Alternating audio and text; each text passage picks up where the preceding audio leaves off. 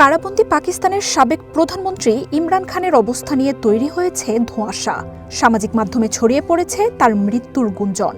এমন পরিস্থিতিতে ইমরান খানের ৩ বোনের দাবি, কারাগারে দেখা করতে চাওয়ায় পুলিশের মারধরের শিকার হয়েছেন তারা। আপনার জন্য অবকাশ যাপনের আর বিনিয়োগের সেরা পছন্দ হতে পারে সল্ট বে, যেখানে বিলাস আর প্রশান্তি মিলেমিশে একাকার। ভারতীয় গণমাধ্যমগুলো বলছে, ১ মাসের বেশি সময় ধরে ইমরান খানের সাথে সব ধরনের সাক্ষাতে নিষেধাজ্ঞা জারি করেছে শেহবাজ শরীফ সরকার। এরপরই কারাগারে থাকা এই নেতার মৃত্যুর গুঞ্জন ছড়িয়ে পড়ে।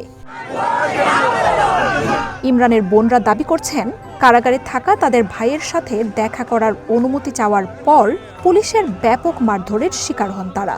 রাওয়ালপিন্ডির আদিয়ালা কারাগারের বাইরে জড়ো হওয়া ইমরান খানের দল পাকিস্তান তেহরিকি ইনসাফের সমর্থকদেরও নির্যাতনের অভিযোগ উঠেছে।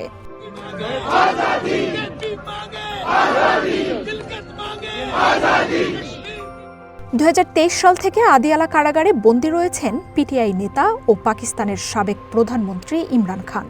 স্বজনদের দাবি, ৩ সপ্তাহের বেশি সময় ধরে কারাবন্দী ইমরানের সাথে দেখা করার অনুমতি পাচ্ছেন না তারা। আর এই কারণেই কারাগারের বাইরে সমর্থকদের নিয়ে জড়ো হন। এ সময় কোনো উস্কানি ছাড়াই পুলিশ তাদের ওপর নৃশংস নির্যাতন শুরু করে।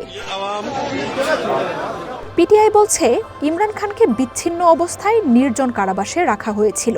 তার আইনজীবীরা জানিয়েছেন, বইপত্র সহ প্রয়োজনীয় কোনো সরঞ্জামও দেয়া হয়নি তাকে। এবার ইমরানের সাথে কারো সাক্ষাৎ না করতে দেয়ায় শঙ্কা ছড়িয়ে পড়েছে। পাকিস্তানের রাজনীতি ঘিরে কয়েক সপ্তাহ ধরে আলোচনা চলছে বিশ্ব মাধ্যমে। সম্প্রতি দেশটির সংবিধান সংশোধন করে সেনাপ্রধানের ক্ষমতা আরও বাড়ানো হয়েছে। সুপ্রিম কোর্টের ক্ষমতাও কমিয়ে এনেছে শেহবাজ শরীফ সরকার। মার্জিয়া উপমা, ওয়ান ইন্টারন্যাশনাল ডেস্ক।